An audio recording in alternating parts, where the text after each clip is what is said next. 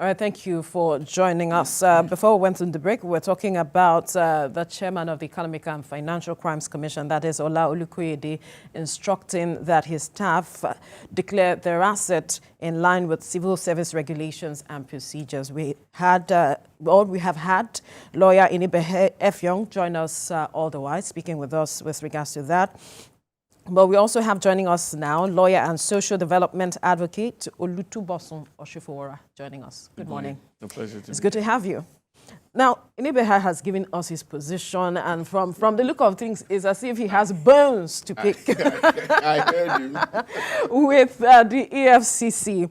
But then we began with the matter of the former EFCC chair being released as Abdulrasheed Bawa just yesterday. Would like to get your perspective to his release, the fact that there were no charges against him, so to speak, and he was just released. Nigerians do not really have some information with regards to that. Then we'll delve into the matter. All right. I still maintain my position, have spoken at different platforms. And the way Bawa's case was handled, I think it's a big low for this administration because, I mean, by our laws and by the rules and by the office that Bawa occupied, I mean, shouldn't have been treated in such a manner. We have laws that are constitutionally enshrined and that speaks to how long you can keep someone in detention, any agency of government, you know. So, and regardless of the allegation you have against Bawa, the courts are there.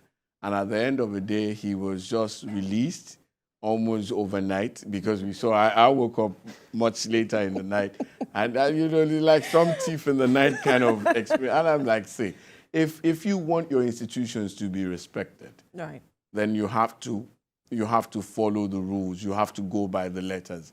Then also, we saw a news filter in a few days ago that there was some allegation of 580 recovered from him. Yeah. Things like that shouldn't be heard from platforms like, you know, social media. If you got 580 million from him, have you taken him to court? How did you recover the money? You know, like that. No playing down the work of DSS. But for me, I feel that things should be done decently and in order. A few days back, on this station, we chronicled how previous EFCC chairmen have been taken out of office. And it basically unceremoniously. And for me, if you want an institution to be respected, an institution that is saddled with that kind of, you know, responsibility, then you have to respect whoever is leaving the place, even if they have committed infractions. You don't toe the same line. You follow the law. Then that's how you build institutions. That's how you build respect for institutions. But, well, Bawa has been released, all well and good. I saw his family and people celebrating. But return. For me, if you claim, if the allegation that they recovered certain money from him is true, then I don't think it should just be allowed to slide like that. He should be taken to court. He should be taken to the proper place where such, because you see, it's not enough to return money. If, you know, we're at the realm of allegation. My learned brother can confirm this. Yeah. If you have stolen something, if I stole your good and I returned it to you, I have given you what I've stolen from you. Right. But that hasn't erased the crime. So there are offices that are saddled with the responsibilities to actually take up that. But despite the fact that I've given you your product or whatever I took from you, then I think this should be followed up so that, because for precedence, successive heads of the institution will know that, okay, if the last man was alleged to have done this and he was taken to court and the courts are able to pronounce, no matter how less faith you have in the courts, that's still what we have. Right. And I've seen people come criticize and say all kinds of things, but it's the same court that we all go to every day, and they help us out with all our life. But, you know, one skirmish here or there, people will come, make noise, paint everywhere black, and it's not supposed to be like that. In fact, earlier on, I saw my brother say EFCC is a supermarket, and I'm like, he's like a supermarket. I mean, no disrespect to your expression. But you see, I was looking at it that if it's the same EFCC in 2012, 2013 that was responsible, because I was a part of the whole subsidy prosecution thing. I represented the defendants. I didn't work for EFCC, and they were thorough. And you know, they from the prosecution of the case to the ending of it, we saw the convictions. I'm like, if it's the same EFCC, that I've written petitions to, and they've seen it to the very last minute, and we got justice, then I think we're looking at different EFCCs. There is no taking away the fact that there are a few officers that, you know, have been responsible for infractions and some things that are not really pleasant, that doesn't represent the commission. But you cannot use that one to paint the entire commission. We go there every day. We see their activities. There are some who are high-handed. There's no way. I mean, Jesus had 12 disciples. You had just 12. That's our Lord and Savior. I mean, and one betrayed him. And just one. I mean, one still betrayed him. One went the other way against the tenets that Jesus represents. So you're looking at an institution with thousands, I mean, hundreds and hundreds of staff. There will be one or two things there, and I can assure you that they have disciplinary measures with which they deal with such individuals who paint. I mean, who misrepresent what the commission stands for. I believe his perspective or perception of the EFCC is changing with your explanation.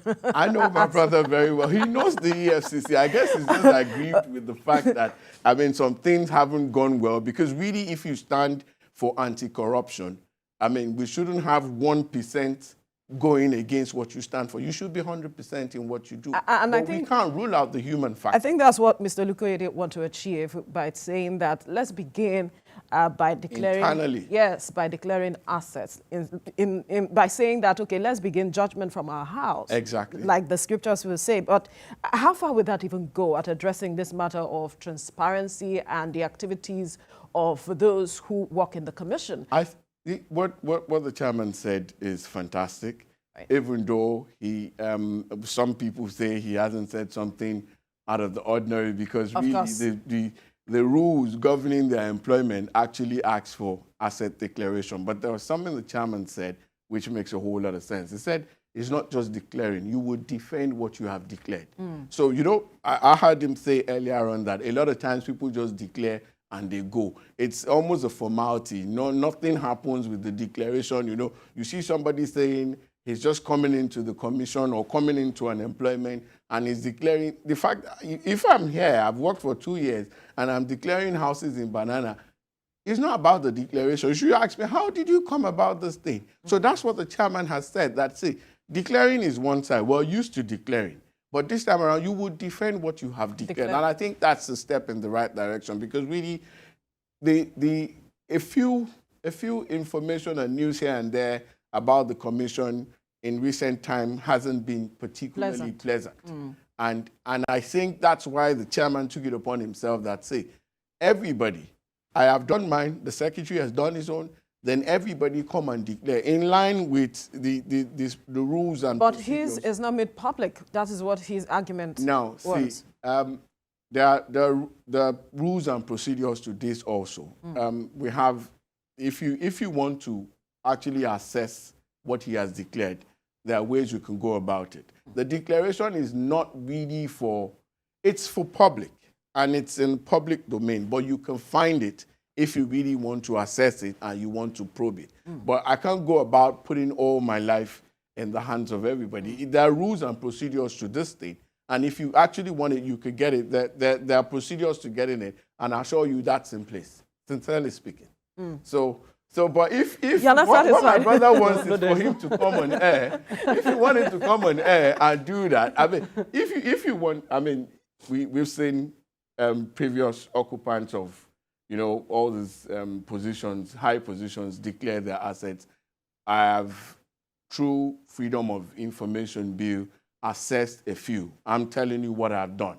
Now, but I don't think it's even safe putting all your information out there. If you want a declaration like a presidential declaration, I, Mr. Boson Shifora, I have this, I have that. You know, I have families that will say, so you have this, oh, yeah, come and borrow me money. You know, like, no. But there are places where there there are offices that are in charge of that. If you want to assess the declaration, I assure you, you can do that. But if you want an open-air declaration, you ain't going to get it. Of course, if you can still access it, it's still being made public. It's That's public. What it's public. That's it's like court judgments and rulings. You Right. can assess it. Right. But nobody's going to put it out there on TV that this is it. My brother knows this thing. He just wants to put the commission on his toes. Well, Interesting. Well, I appreciate his perspective. I didn't say EFCC is a supermarket. I said there is a perception by some persons. And I'm encouraging the new chairman to correct that perception. That perception. I believe that's why he started this. Regarding investigation, Right. to their credit, EFCC, I think, is the most thorough if they really want to investigate. If you take a matter to the EFCC and they want to look at it, you are certain that they are more thorough, they are more forensic in their approach, and I say that because I have also had cause to write petitions to them. Now, the issue of asset declaration, I have a different position. He said court judgment, you can't just assess it. Well, that is because we haven't really digitalized our courts, right? We have seen, like, the P&ID, decision. Yes. As it is rendered, you go on the website of the court. It is there. The National Industrial Court is doing a bit in that regard. As they're delivering judgment, they are putting it on their website. Nigerians shouldn't have to go and start applying for CTC to have access to Supreme Court judgments. It should be on the website of the Supreme Court. Regarding asset declaration, he said he has made some progress in that regard. I commend him, but I know that the current system is not effective. It is not effective. You write to, and as I told you, we had a conversation recently held by Ada Resource Center, where the head of the CCP in Lagos came, and we had that, and I raised that issue, and I raised it before then, right? When you write to them for this declaration, they don't ever give to you. They tell you that the Freedom of Information Act does not apply to them, that the Constitution says the National Assembly should make a special law for access. So what I am saying is that because this is EFCC, which is even more important than National Assembly, regarding, like, in terms of membership, declaration of assets by the chairman of the EFCC for me is even more important than declaration of assets by the president of Nigeria. Right. Because the chairman of the EFCC is in a position to even investigate the president of Nigeria. But the president of Nigeria, even though he can set up a panel, does not have a direct responsibility to investigate it. So it is a case of who watches who? The watchman. The watchman. Yeah. So if you are the chairman of the commission and you are telling those working under you to declare their assets, what is my business with the declaration if I cannot see it? Of what use is the declaration? Because he does not know where these directors and officials, where these properties are. He doesn't know them. He only knows them professionally. But those people have neighbors. They have family members. They have friends and associates. Those are people who knows their true assets. And those are people who can determine whether they have the matter of their safety as well. What safety? That is why it is a public office. It is assets. We had the late President Yaradua declare his assets. It is not a strange thing. We have seen this before. I'm not saying they have a legal obligation to make it public. But on the basis of morality, on the basis of public policy and transparency, if you are really assuring Nigerians that EFCC under you will be both transparent, Mr. Chairman, put your asset on the website of the commission. Let Nigerians see it. What is the safety? He's one of the most secured and protected Nigerians. Let us start with him. When I see his own asset declaration, I will take what he has said more seriously. But I've also said, and I'm not saying that with bad faith, that yes, we want the commission to succeed. We want to support the commission. But let him change certain things. My learned friend will agree. There are several things about the modus operandi of the commission today that cannot continue. One is the way they are fighting cybercrime, and internet fraud. It is good that they are going after those who are spoiling the names of the country, who are defrauding foreigners and so on. But do it with decency. Do it with a sense of humanity. Do it based on intelligent gathering. You don't just break into schools. Look at what happened in the school that was just closed down yesterday. Yesterday, yes. Why should we have that in the 21st century? What happened to intelligent gathering? Because if you have information that certain people have defrauded people, that information is from a source. Those who are the suspects should be identifiable. You simply get a warrant, specifically target them. But what we see, the pattern we have seen now, is that, on street A, cyber crime has been committed. Go to street A, arrest everybody. That is the way police functions, which is wrong. And I'm saying EFCC should not follow that pattern. right? Where you just simply arrest everybody and then begin to identify the right people. That is wrong. If I may cut in, and that has to stop. if I may cut in quickly, Right. the way the EFCC operates most times, when they have certain allegations against certain individuals, the first thing they do is they write a letter to you. That's the style. They always do that. That's the style. I'm aware of this, and that's the procedure. They write a letter to you at a particular address and give you a date to come. Okay. Most times people don't do that. That's why you now find them using certain approaches. Some You orthodox, recall some, the way they went to the former governor of Imo State, I'm coming to that. Right. I could tell you for free. I have a client who just last 2 Fridays ago, he got a letter and it was sent to him from EFCC. So he just forwarded it to me. So I called.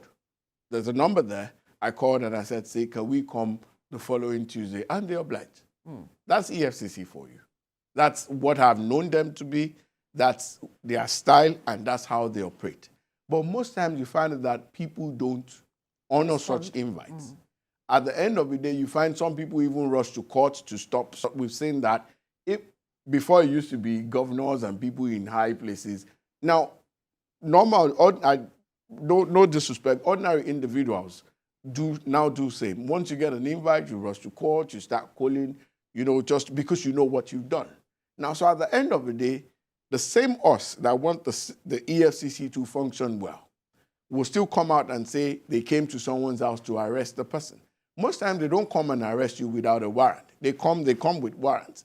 And then we've seen all kinds of things. We've seen resistance. We've seen EFCC officials die in the course of trying to apprehend, suspects for whatever infractions they've committed. Now, so we've seen that. Now, so sometimes they go unorthodox. And we've seen that in saner crimes where they have to bust in because the person is hiding or the person is about to attack them and all that. These people have families. These people have... In a school? No, I'm coming to the school. Coming to the school. So there are styles of operation which they use to actually apprehend criminals. Now, but what I will not support, I wouldn't stay here, whether here or any platform, I wouldn't stay here and say, go into a school and start shooting. That is condemnable, and that should not be. In fact, when I saw the video, I'm like, wow. A school is an organized institution. They have, I think if it's a college, if it's a university, they are heads. Right. They know those people. They have their profiles. All you have to do, go to the VC, go to the rector, submit these names. They know how to. They may not apprehend these boys or whoever is the suspect at the time you want them.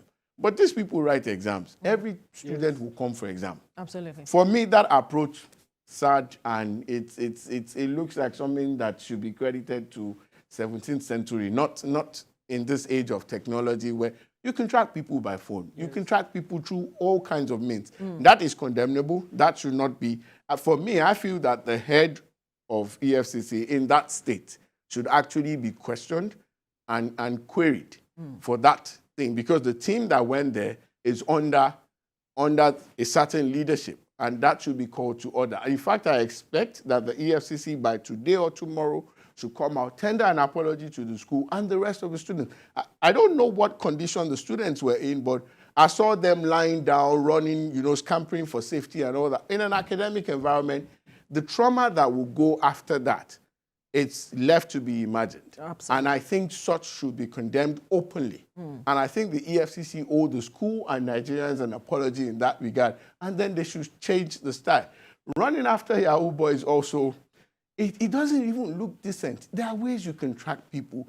In these days of technology, there are easier ways of apprehending suspects than some of these Gestapo moves that we see by these operatives. And like my brother said, they're using some, no disrespect to the police, they use some funny police approach, which by now should not be heard of. And I mean, it's police that will stop you and act funny, even though the law permits them to stop and search you.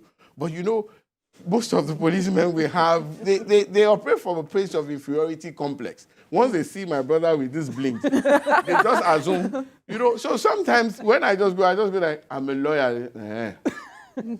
Where you see money by this? If I'm working, why shouldn't I be able to? That even you should. Everything is questionable, right? So I think they operate from a place of inferiority complex, and that should be addressed. We missed a glorious point during the NSAS thing to address this issue, but I think in future that will be laid to rest and actually channel. But back to the EFCC, I think, like my brother said also, some mode of operation should actually be looked into and addressed. And the fundamental rights of the people should always be taken into consideration before. There's no way. These days, we've seen people repatriated. We've seen people, sent from abroad back to this space. And sincerely speaking, I don't work for EFCC. I work for clients that EFCC invites, but I've seen the operation, and it's quite commendable. Right. Because sincerely, it's commendable. And so, because I will not stand here and use one or two things that didn't go right to now describe them. Right. They have been thorough, they have been fantastic, and I think they should just toe that line of decency, and the respect will go up more for EFCC than what we are seeing these days. As for the school, it stands. It's a no-no. Interesting. But then, when this statement came out, there's been divergent reactions to them, and it seems Nigeria is not, a majority of Nigerians are not trusting, the commission like we have been talking about. Restoring that trust, confidence in the EFCC, is it just about addressing their mode of approach towards addressing situations that, like we saw yesterday, or there's more to that? Well, you have hit the nail on the head. Many Nigerians are distrustful, not only of these agencies, of their government. Yes. Nigerians are naturally very suspicious. Even when you are doing the right thing, people are still watching you. But you don't blame Nigerians, because we have had decades from military dictatorship of misrule. So when you come out and speak in the right way, people are still watching at you. Does he really mean it? Or is he saying this because he stands to gain something? To regain that trust, the current chairman has, and I want to plead with him that let him learn from history. Let him look at what has become a trajectory, right? From Ribadu to Farida Waziri, Ibrahim Mako, Lamode. Ibrahim Lamode. He should look at how majority of his predecessors, how they left in an inglorious way. What will history remember him for? Because it is all for now that he has been sworn in. Nobody knows how he will live. And when he's living, what will he be remembered for? So this is one historic opportunity for him to not only rebrand the commission, but place his name, put his name in the right place of history, in the right book of history. Because at the end of the day, when people are looking at EFCC, it is the chairman that they are looking up to. And I don't agree that this is just about one isolated school. I cited the case of Akwa Ibom State University, where even the student union president spoke to me, students spoke to me. I have videos and pictures where they broke homes, they injured many of the students, you could see blood. You cannot have a commission behave in this manner. Let the chairman summon all the heads of EFCC in the country, and the senior officials have a meeting with them. We want the commission to succeed. But if you are going to regain public trust, you must change your modus operandi. If people have found, and my brother said something about writing letters. Well, that is true to the extent that it is in respect of financial and economic crimes. But regarding cybercrime, because there is an argument that, well, if you write letters to a Yahoo boy or suspected Yahoo boy, the laptop or the phone that is being used, they will likely destroy evidence. That is true. But when you get the warrant or you get a search warrant, it should be person-specific. You are targeting a particular person. You don't go to a business premises, because this is also not good for the economy. You don't go to a business premises, you raid the entire place, and then we see them parade Yahoo boys. I want the chairman to tell us why they don't parade politicians. I want him to tell us why they don't parade those who are accused of, high-profile crimes. There seems to be some selective approach to, and parading of such, is it really necessary?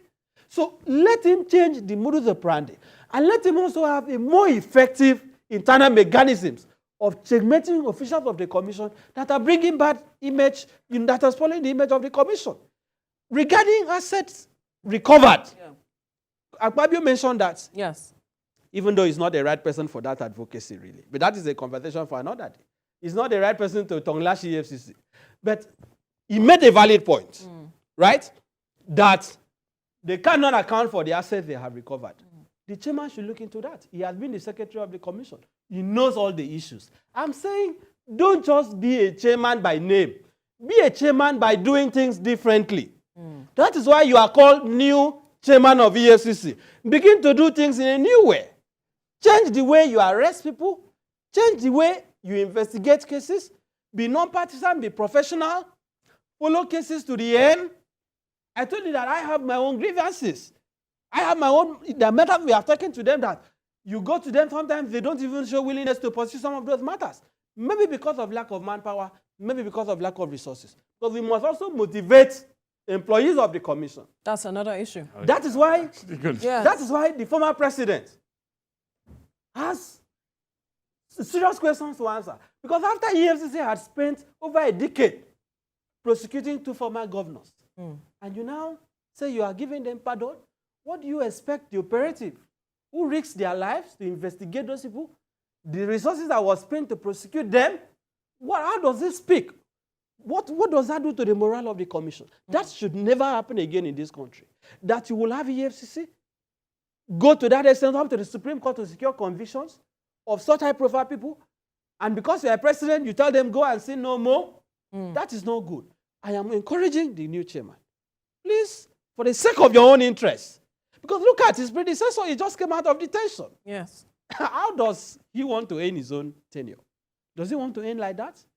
Do things differently so that when it gets to the worst, the day the system comes against you, Nigerians will rise up and speak for you. The public will defend you. But if you continue to do things the way things are now, and you don't address the concern that some, because I still insist that I am a friend of the commission. I will still continue to make that point. When they do the anti-corruption rallies, I usually attend. When they do their symposiums that they invite us, we usually go. Right? Some of us are sympathetic to the commission. That is why the areas that are not doing well, we have a duty to point it out. Absolutely. Let them change their modus operandi. We don't want to ever see EFCC invest schools again. It is an abomination. A learning environment? What is the meaning of that? You put students on the, what exactly does that mean? If they are engaged in financial fraud, you should know the suspects you are targeting. Right. You should know where they are living. You should know how to access them. You don't just raid people's premises, raid schools, and then rent down the entire place. That has to stop. That should not happen again. That should not happen again. Let's come to Olutubosun, your perspective of some of the issues he has raised, and also the matter of the welfare of the staffers of the commission, because that's another aspect that some Nigerians have raised. If you are saying that this persons should, not participate in fraud or corrupt activities, they must be taken care of as well. All right, I can tell you with benefit of hindsight that a few years ago, I was at the commission and the Lagos office at Awolowo Road, and there was some symposium that some of them were supposed to go for. I think it was in Rwanda. I remember very well. And the long and short of it was that the operatives were, I don't know where the information came from, because I was there with a client.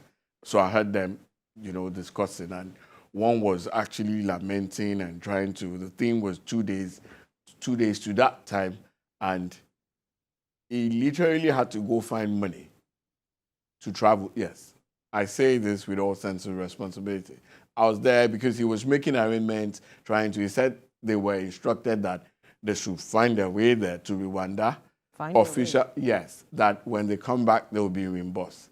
Now, so things like that also are things that don't help the morale of operatives. Absolutely. There's space for training and retraining. Because some of the things my brother has mentioned here, there are issues for training.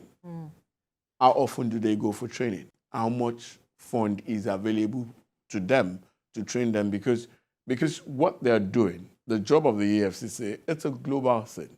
How much are they connected?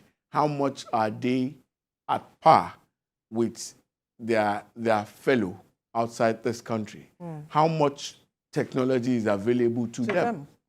Because some of those things, there are some crimes where you don't have to start running with gun after criminals. There are ways you checkmate things like this. But if you don't have those things in place, you will have to, and you have to also deliver, because same us will come and say they have not done this, they have not done that. We have seen instances where operatives don't have enough vehicles to go. People commit crime every day, and they get bombarded with all kinds of petitions every day. Now, so how much personnel is available to prosecute this thing? What is the state of their legal department? Sometimes they don't have enough lawyers. Yes. You have one lawyer. I've seen lawyers at the Federal High Court running from one court to another. And then you still want the same commission to perform. So these are things that the government really needs to come to the aid of the EFCC. They need to fund them properly. They need to put them at par with their colleagues outside this country. Then the place of training and retraining, you can't wish that away. And these are things that, for me, I feel government should actually dedicate more funds if we actually want to see better performance from the EFCC. And then also collaborations. I know the government has done that, but it's not enough. I mean, my regular saying is the biggest room in the world is the room for improvement. There's always a space for improvement. So I think the government should really look into the commission, fund them properly if you really want them to perform the way we all want them to perform. That's just my position. Interesting. Just a quick one. Let's tell you that the Chief Justice of Nigeria, Olukayode Ariwoola, has approved live transmission of the judgment for the 2023 presidential election petitions scheduled for today. TVC News will bring you live transmission of the judgment as well as analysis, so you can stay with us for every detail with regards to that. Let's perhaps get your perspective to that, because there's been heightened tension with regards to the judgment that will be delivered. Well, it's you know, they say seeing is believing. Sometimes, you know, I mean, earlier on, I think we talked about the fact that people are not just disinterested. People don't trust the government. People don't trust the average Nigerian. We seem to have these trust issues. It's a trauma from military rule, which you don't blame people. But some who never met the military rule still have that trauma hanging on. I don't know, maybe it's generationally passed so or somehow. But really, I think it's a positive development, because the way it is, everybody is interested. People, some may pretend as if they don't really care what's going on. We know how it will end up. But if you don't broadcast it, there's a tendency to say they just cooked up something for us, that they showed us the one at the appeal. I mean, when the Court of Appeal delivered the judgment, why is Supreme Court hiding? And you know, people have been calling, and these days of call-outs, which I have a big reservation for. But I think it's a good one. Yeah. I mean, we don't know how long we will be engaged today. So, but I mean, it's a good one. It's a positive one. I commend the Honorable Chief Justice of Nigeria. Right. It is a positive development. Let Nigerians listen to the judgment. Let people make their own, assessment. Absolutely. We don't have to depend on those who were inside the court, because even access to the court will be restricted. The transmission is good, and I am also encouraging my Lord, the Honorable Chief Justice of Nigeria, to put in place a policy that will make it easier for court proceedings in Nigeria to be televised, especially important cases. Okay. It shouldn't only be presidential petitions. We have seen that, in fact, even in West African countries. Okay. Let's begin to digitalize our courts, open up our courts. Transparency is always the best defense, in cases of this nature. Reforms generally for the judiciary. Absolutely. Anyway, we'll have to wrap up the conversation here, but I must thank you, gentlemen, lawyer Inibehe Effiong, as well as lawyer and social development advocate Olutobosun Oshifowara, for your time on the program. Thank you very much.